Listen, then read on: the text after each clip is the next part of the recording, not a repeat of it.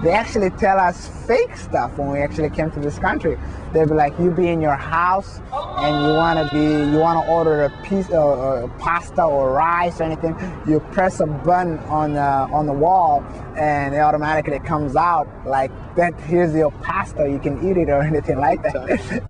When I first saw the downtown, because Somalia downtown wasn't that very tall buildings, that we never had anything, I was very impressed. I was like, wow, these buildings must be huge. How do they get? And I didn't know that they had an elevators, because we don't use elevators back home. And I was like, how do they get a stairways all the way up?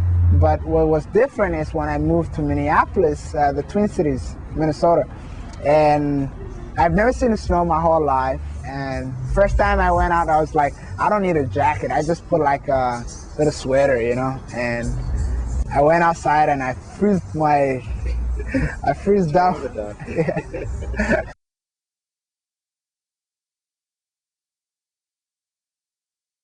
My name is Ahmed Malnomar, and I was born in Somalia, a city named Kismayu.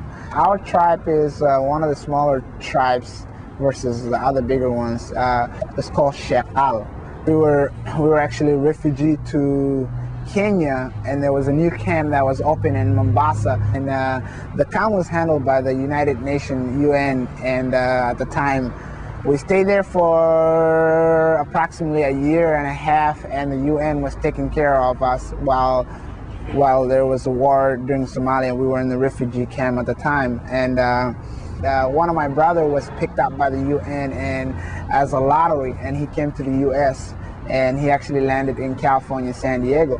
So what he did is that he went ahead and processed us and sent us a sponsorship through IRC.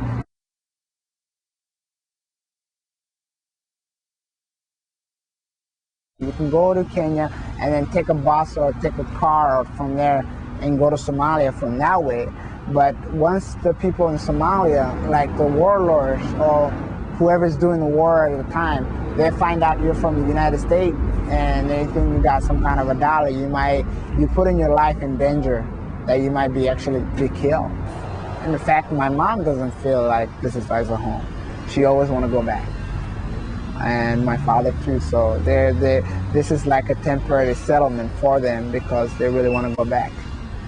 But as being younger and came to this country, we really feel like this is almost home for us right now. And I had kids, and my kids was born in this country, and so I feel like pretty much home.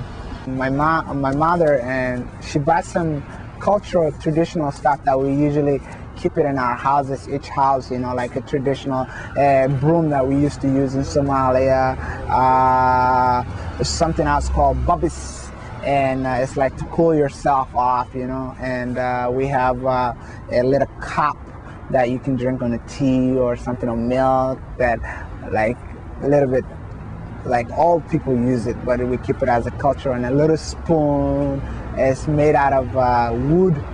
And this reminds me from Somalia, yes, that every time I look at it, I can see, oh, I can remember some stuff from Somalia.